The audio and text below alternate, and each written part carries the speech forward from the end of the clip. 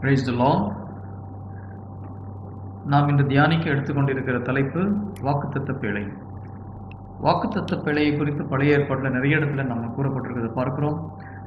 எங்கெங்கெல்லாம் வாக்குத்தத்த பிழையை எடுத்துக்கொண்டு இஸ்ரேல் மக்கள் போருக்கு செல்கிறார்களோ அங்கெல்லாம் அவங்களுக்கு வெற்றி கிடைக்கிறத பார்க்கிறோம். அந்த வாக்குத்தத்த பிழைக்கு ஒரு ஸ்பெஷல் பிளேஸ் நம்ம பழைய ஏற்பாட்டில் கடவுள் அதை கொடுத்து வைத்திருக்கிறார். அதை எப்படி செய்ய வேண்டும் என்பதை மிக தெளிவாக மோசேனுக்கு விளக்கி சொல்வதை நாம் பழைய ஏற்பாட்டில் பார்க்கிறோம். அதேபோல் எரிகோ கோட்டையை அவர்கள் தகர்க்கும் போது வாக்குத்தத்த பிழையை எடுத்து செல்கிறார்கள். அதேபோல் யோர்தான் நதியை கடக்கும் பொழுது வாக்குத்தத்த பிழையை எடுத்து செல்கிறார்கள். வாக்குத்தத்த பிழையை சுமந்து செல்கிற அந்த லேவியர்கள் எப்பொழுது யோர்தானுடைய ஆற்றிலே கால் வைக்கிறார்களோ அந்த ஆறு பின்னோக்கி செல்வதை பார்க்கிறோம். அப்பொழுது எதிரிகளை மேற்கொள்வதற்கு அந்த வாக்குத்தத்த பெட்டியை தங்களோடு எடுத்து செல்கிறார்கள். அப்போது இதனுடைய முக்கியமான காரணம் என்ன, கடவுள் எதற்காக அந்த வாக்குத்தத்த பெட்டியை உருவாக்கினார் என்பதை குறித்து நாம் முதலில் தியானிப்போம்.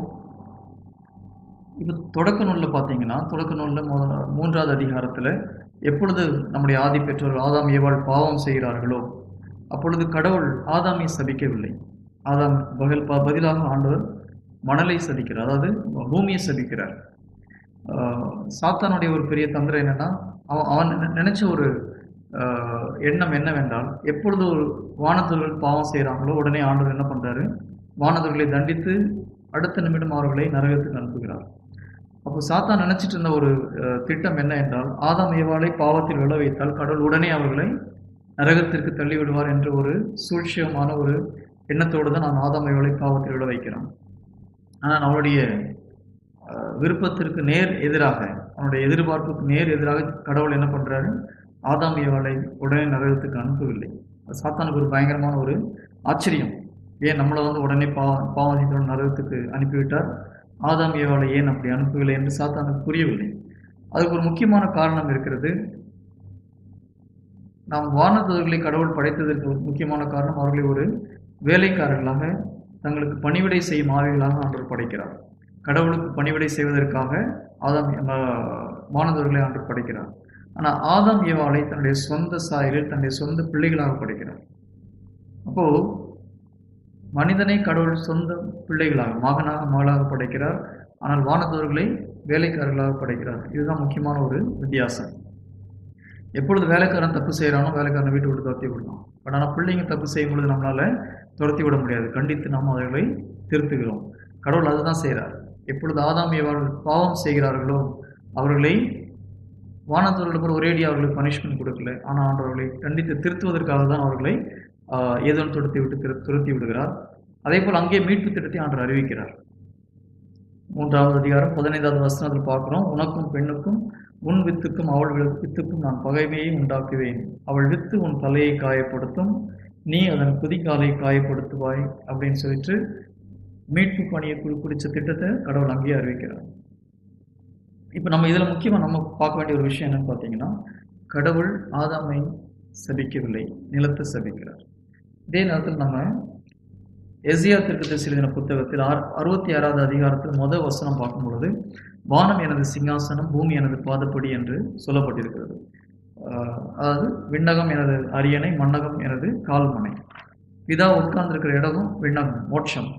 அதே நேரத்தில் அவர் கால் வைத்திருக்கிற இடம் பூமின்னு சொல்லப்பட்டிருக்கிறது. இப்போ பூமி முழுவதுமே பிதாவுடைய கால்மனை. அதே நேரத்தில் நம்ம தொடக்க நூலில் இன்னொரு வசனமும் பார்க்கலாம். 3வது அதிகாரம் 8வது வசனத்தில் பார்க்கும் பொழுது, பிதா ஏதோன் தோட்டத்தில் உலவிக் கொண்டிருந்த ஓசையை ஆதாம் ஏவாள் கேட்டுதான் பயந்து ஒளிந்து போய் அவர்கள் தங்களை மூடிக்கொள்கிறார்கள். அப்போ பிதாவுடைய ஒரு பொழுதுபோக்கு அல்லது பிதாவுக்கு மிகவும் பிடித்த ஒரு விஷயம் என்று பார்க்கும் பொழுது, ஏதோன் தோட்டத்தில் தன்னுடைய பிள்ளைகளோடு நடந்து உறவாடி கொள்வது மிகவும் ஒரு பிடித்த ஒரு விஷயம்.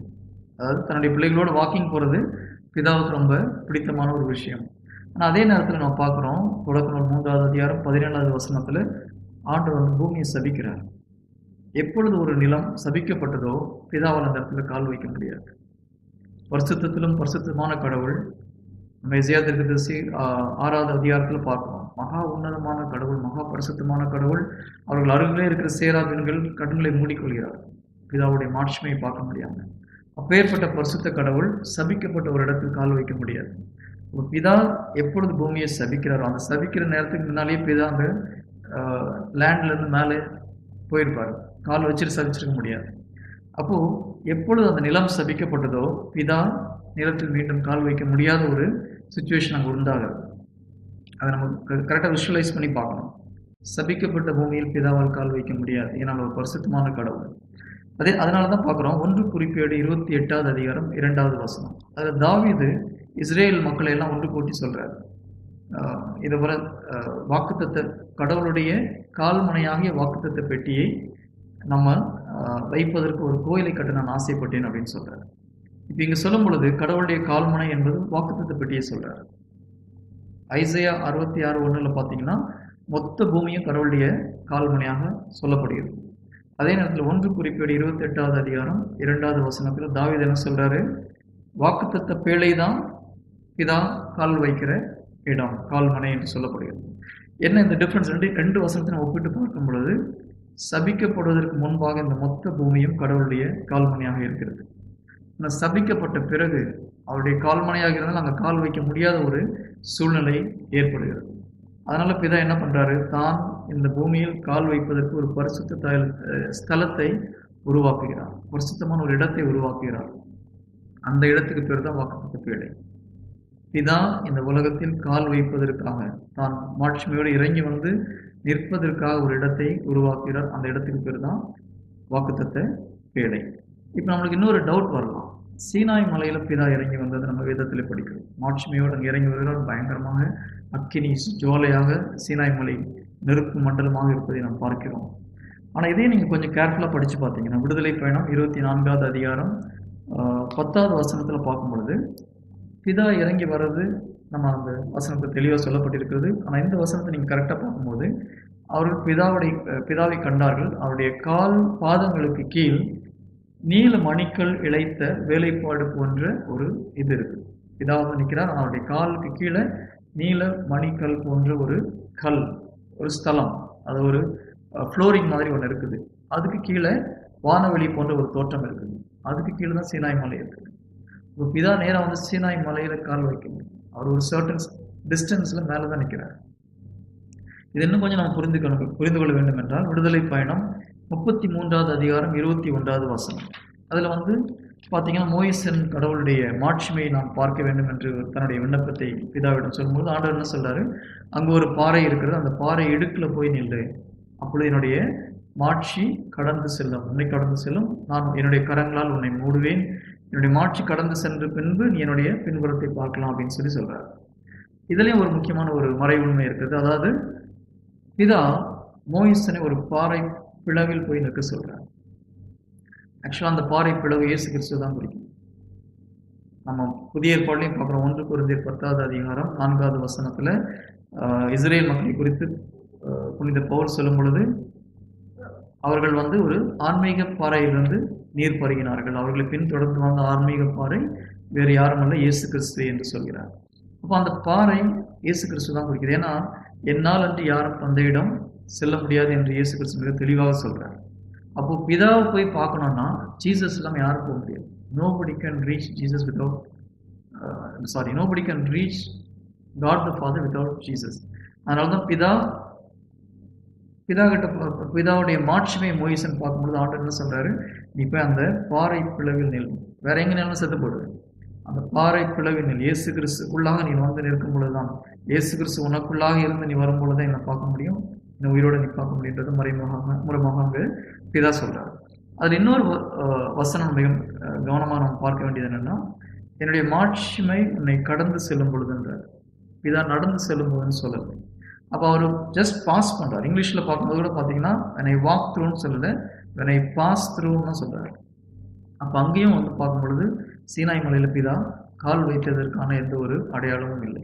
அவர் இறங்கி வருகிறார், அவருடைய மாட்சிமை இறங்கி வருகிறது, அவருடைய காலுக்கு கீழாக நீல மணிக்கல் போன்ற ஒரு பிளாட்ஃபார்ம் இருக்குது, அதுக்கு கீழே வானவெளி போன்ற ஒரு தோற்றம் இருக்குது. அப்போ சீனாய் மலை எங்க இருக்குன்னா அதுக்கு மேல ஒரு வானவெளி போன்ற தோற்றம், அதற்கு மேல் ஒரு நீல மணிக்கல் போன்ற ஒரு ஃப்ளோரிங், அதுக்கு மேலே தான் பிதா இருக்கிறார். ஸோ நேராக வந்து அங்கே லேண்ட் ஆக முடியாது. பிகாஸ் சபிக்கப்பட்ட இடத்தில் கடவுளால் கால் வைக்க முடியாது, பரிசுத்த கடவுளால் சபிக்கப்பட்ட இடத்தில் இருக்க முடியாது. Praise the Lord.